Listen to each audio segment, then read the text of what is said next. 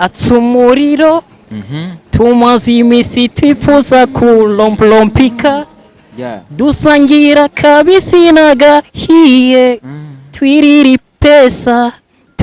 pesa tubidomeke hashe ayuwe mbeko bariko barabroka izo tarazishasha zamano zishasha zizoboneka gute mbe uno munsi ko nshiriye umupromoter ati nkamubwira ati mani ndafise igikorwa nta nanyumviriza hari jambo ubu musigaye mutubwira ngo ivyunguka iryo jambo riratugeramiye twege abantu tutararonka izina cyane cyangwa ukazowumva ati wewe ugikenye ntano namwe ushobora gushika mbega impano n'ubukene hano namwe vyitiraniriye ahubwo ko umuntu yarakenye we ukamubonamwe impano raba ukungene wo mufasha kugira nabashike kwa irya tirambere kuko nta muntu yabivukanye. Yo, what's up my people, today Mambo VP, ladies and gentlemen, j'espère que vous allez bien, so moi je fais bien. So comme d'habitude derrière la caméra, je peux call the MC, aka la favorite, baby on the social media, the only one on Facebook, WhatsApp, TikTok, Instagram, even the X. So this is the Mastermind, so family. Rabanazo kwamaze kugira subscribe ku rubuga rwacu rwa Wagos TV show. Kugira ngo dushobora kurengera amakuru ari update or news update on the planet. So shout out behind camera Clement Pro wari kudufasha kugira ngo amasanamu ashobore kuza ameze fresh. So let me take time to invite you to keep follow our media Wagos TV show because this is the best favorite one avec MC Karedine Shona show. So another step mu kiganiro cyo super show tugana tubazanira ngo abanyempano bagiye batandukanye. So ni new lights umwe mu gwaruka bariko barakura mu gwaruka ruko rurakora cyane muri 257 music industry ku mazina ni New Lights aro tujye kubana na mu kiganiro cyo super show ntabarambiye rero family New Light turagwaye ikaze mu kiganiro cyo super show. Murakoze cyane. Yeah, of course. So ni New Lights amaze kugaragara muri 257 music industry mbega ubabanye inshuro ya mbere New Lights mbega New Light ninde amazina nyakuri yewe nayahe mbega New Light avuka he? New Light numuririmbyi avuka mu ntara ya Karusi ku mazina nkaba niswe n'abavyeyi akaba ari niyo mungere Samuel so New Light turashobora kuramutsa abakunzi b'umuziki ndundi uramutse n'abakunzi bawe uramutse n'abakunzi ba Wagos TV show muri rusangi nagomba ndamutse abakunzi banje ndamutse n'abakunzi bawe ndamutse n'abakunzi ba TV yawe ati mwubahe cyane ndabakunda cyane. Wow, so ni New Lights amaze kugaragara mu bikorwa bigiye bitandukanye aho muri kano kanya New Lights amaze gushira hanze indirimbo ari kumwe na Belle Chris ku ndirimbo yabo New Light ari kumwe na Belle Chris bise Domeka. Mbega New Light tutarenjana neza muri mu ndirimbo neza hagati mbega ni ryari New Light yamenye ko afite talent yo kuririmba? New Light ikintu cyo kuririmba amfete cyamuje mu kunyene of course maze gukura ntangura ntambo z'aba indirimbo z'abandi bantu ariko no munsi ndabona yuko ibikorwa byanje yuko nanje byoje habona ntangura kwiyumvira nanje ico tuma nanje mera nk'abandi. Donc hari umunsi wa mbere wabona ko ufite talent hari umunsi wa mbere watangura kwandika ibikorwa by'iwa mbega hari ryari New Light? Umunsi noba natanguye gukora ibikorwa umunsi watangura kwandika indirimbo ya mbere navyo nibuka ititire ko hari kera. So New Light kugira ngo temeza abakunze neza ba New Light kari New Light munya bari muri kiganiro super show microphone za Wagos TV show bashaka kutugirira ga freestyle gatonya kindirimbo yari yose ubana iza kumotiva abantu do please. Yo Cas baby it's your boy New Light atsa umuriro tumaze imisi twifuza kulompika dusangira kabisi n'agahiye twiriri pesa tubidomeke hashe ayuwe. Wow, thank you so much. So ni kundirimbo Domeka ya New Light ariko n'umuririmbyi Belle Chris. So no inspiration yavuye he yo kuririmba indirimbo Domeka kubera iki indirimbo mwayise Domeka? Inspiration yo kuririmba indirimbo Domeka byavanye n'igihe ngomba nde kuri igikorwa canje igikorwa nari nagiteguriye yuko giza gusohoka mu misi ya bonane nubwo haci haba ikintu cyakagorane Belle Chris agwa mu cyaha bica bituma indirimbo yari kurekurwa mu misi ya bonane tusha turayisimbisha kubera ntiwogira uko umuntu wabuze umuntu yagihuye n'ingora nari umuntu mwakoranye igikorwa hama cambanza kurindira kubera naguma ndindira nzi yuko bazomurekura mu nyuma turagenda turavugana aramuruhusha ati kubera tutaramenya umunsi nzoshobora kuvirayo igikorwa cyawe ntushobora kugihagarika rabure kuri igikorwa cyawe. Wow, thank you so much. So this is New Light, maze kugaragara muri 257 music industry. Mbega New Light yibona hehe, yibona ku rugero ugwahe muri kazoza ku muziki wiwe? New Light mu bisanzwe nkuko nditara ndifuza kumurika gushika yaho noshobora no kumurikira isi, ariko tugiye kubiraba ivyifuzo nifuza ntabwo ndabishikako. Donc urugendo rwacari rurerure bivanye n'indoto za New Light aho yifuza gushika ni nyinshi cyane, kandi bivanye n'abantu bamwe ukiri hasi bigora ingene bashobora kuzamura igikorwa cyawe. Ugiye kuranga nk'indirimbo Domeka en fait yari ifise vibe iteye ubwoba muga, ariko kubera tazina bikavana nuko Bere Chris yari afise izina nawe bagaca bamushiramo, byaratumye igikorwa kidashobora gupusa nkano niyumvira. Donc komende majambo indirimbo Domeka New Light na Bere Chris nyirashi kandi New Light yifuza ko yoshika. So none sasa New Light kugira ngo ibikorwa byawe bishobore gushika hariya kure wifuza, kugira ngo New Light ashobore kugera kwiterambere ry'umuziki wiwe, mbega New Light hoko guki ku bakunzi b'umuziki wawe, hoko guki ku bakunzi biterambere, hoko guki ku bakunzi b'umuziki ndundi? Mu bisazo kugira ibikorwa bipuse bishike kure turashafise intambwe nini bivanye nuko umuziki w'u Burundi nawe urawuzi. Mu bisanzwe atazina ufise uwari we wese ntashfa kuraba ikintu cyawe. Promoter nabo ba journaliste baririmbye tukiri hasi kwera biracatugoye, turacafise urugendo runini. Umushira igikorwa nta mwanya afise wo kucyumviriza bivanye nuko ngira umuririmbyi abatarakura abakiri muto. Abakiri muto sambega yobana ari comportement nziza kuba promoter canke kuba journaliste canke niko nyene bikwiye gukogwa umuntu akiri muto, bisaba ko ahabwa umwanya muto nyene. Eske New Light wici kintu cyumva gute? Ico kintu ahubwo niso cyane Satubimwe iyo minsi yaraheze kuvuga yuko akeneye amaraso mashasha. Mbeko bariko barabroka izo tarazishasha zamano zishasha zizoboneka gute? Mbe uno munsi ko nshiriye umupromoter ati nkamubwira ati mani ndafise igikorwa nta nanyumviriza, hari jambo ubu musigaye mutubwira ngo ivyunguka iryo jambo riratugeramiye twege abantu tutararonka izina cyane.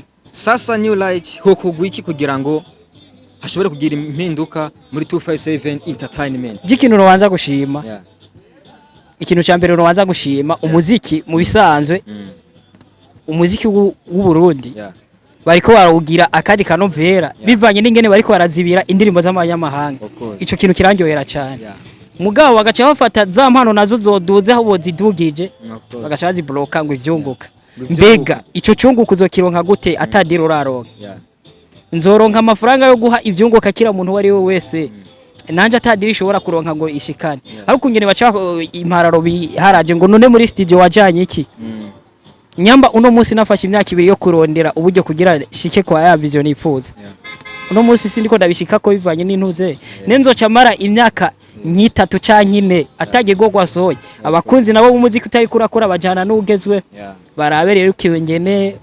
So mbega New Light New Light turatubwiye byinshi kubijanye. So New Light cyako tubwira challenge sanya hasi ugenda uhora nazo muri kano kazi ka misosi ka music. Hari ibintu ugenda uhura navyo bigenda bigucinege, hari ibintu ugenda uhura navyo bituma utavansa nkuko bishaka. Mbega New Light uzo bari bihe? Ikintu gikunda kuncirege cyane ni kisavye support uzawumva ngo zana ivyunguka cyangwa ukazawumva ati wewe ugikenye ntano namwe ushobora gushika. Mbega impano n'ubukene hano namwe byitaniriye ahubwo ko umuntu yarakenye we ukamubonamwe impano raba ukungene wo mufasha kugira nabashike kwa irya tirambere kuko nta muntu yabivukanye.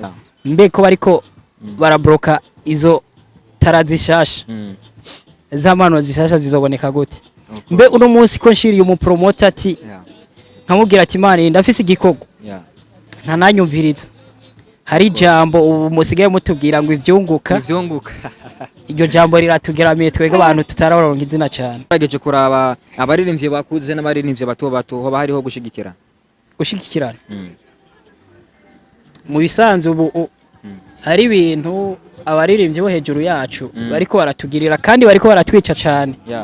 Uno munsi ugiye gusaba umuririmbyi ngo agufasha guhe collabo arakubwira ati no munsi ndakuduza ejo bigahinduka ugasanga ugiye kumfutira amajwi nkuko tumaze iminsi tubibona imbere yuko dukorana igikorwa nkeneye ubanze nawe ugira icyo ukoze icyo ukoze nawe ngira nawe ucubyumva uratahura ikirundi wow thank you so much. So this is a New Light ko nebabwiye family numwe mu gwaruka beko barakora cyane mu 257 music industry. I 257 music industry cyangwa se uyu muziki ndundi family dufisemwe abanyemano benshi ariko benshi bagenda babura support, bagenda babura abantu bashobora kuba lifting kugira ngo bashobore kugaragara nabo nyene family je nko kuba promoter bagenzi banje ko ba journalist bagenzi biwanje ego basi simiso so uzoko muri kurakorera amahera sometime basi rabo mupeti babeti babiri banga shobora gushira mu kuboko basi usupporting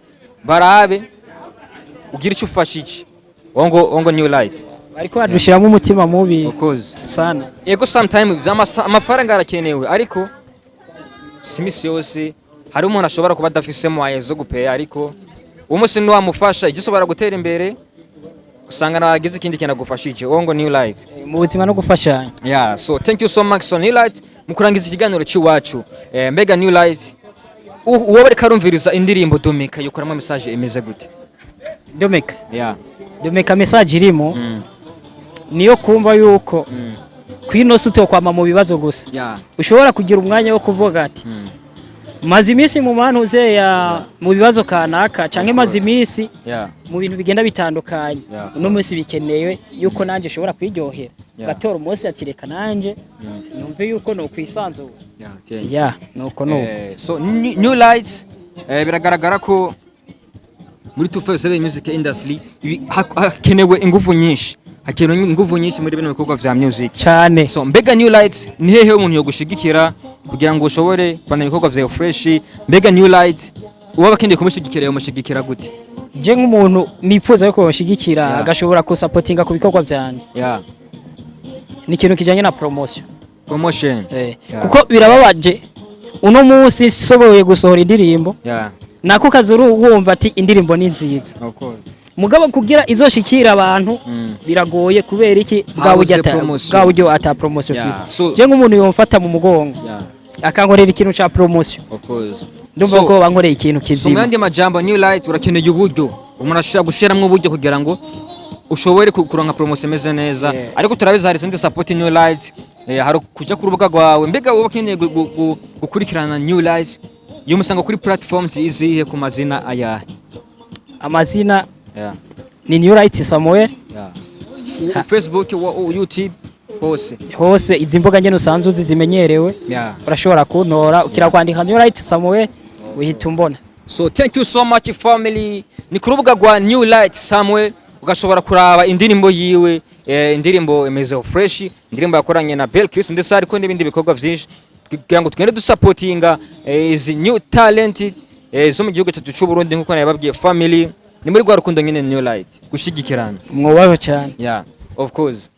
Mbega New Light inyuma y'indirimbo Domeka kumwe na Bell Chris to kwitega indi ndirimbo emeze gute yoba eske yobi hari nimba atari banga New Light rashobora kutu ibikorwa ndabifise nivyo nakubwiye kubura support nuwo ndafise ibikorwa mvuga ati promotion ayikirose imeze neza nogumana rero kuri kwande kandi sifise kimwe sifise bibiri ibikorwa biriho. Thank you so much.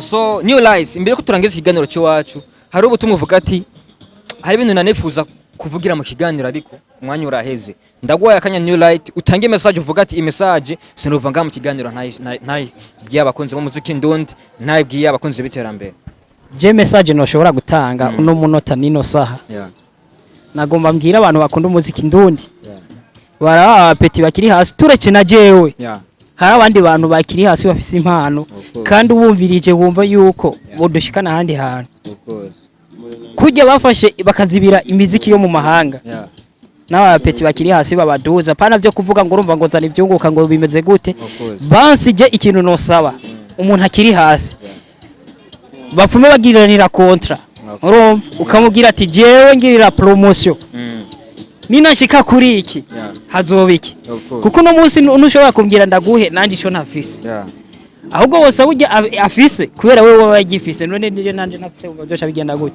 ujya mugenzi wanje nyamba yariko ariyumvira kuzoshika kure akaba aronka agize ibahati yo kuronka ako kazi kikamwe bubiri agakora video bimeze neza kandi uno munsi ninavuga ngo ndayarihire muri promotion nkazokora ibikorwa bibi nta muntu azosubira kunkurikirana of course urumva nkora ibintu bibi kubera bwabo barabe rero abantu bajejwe ivyo bintu nk'ivyo barabe ikingene bapunguza canke bavuga ati reka tugukopeshe umukopo uzoturiha ariko tubone yuko ibikorwa vyacu biriko birashikana kure twipfuza natwe tube nk'abandi of course wow thank you so much reka ndagusezere rero nizere ko twabanye fresh kugira ngo nizere ko n'incuro nzo gutuma ko uzotubangukira nzokwitaba cyane of course ndabwe thank you so much so family ndababwira ati love you so much see you later ni kuri Wago TV show amugenda musanyi bwana bameze fresh very update love you so much see you later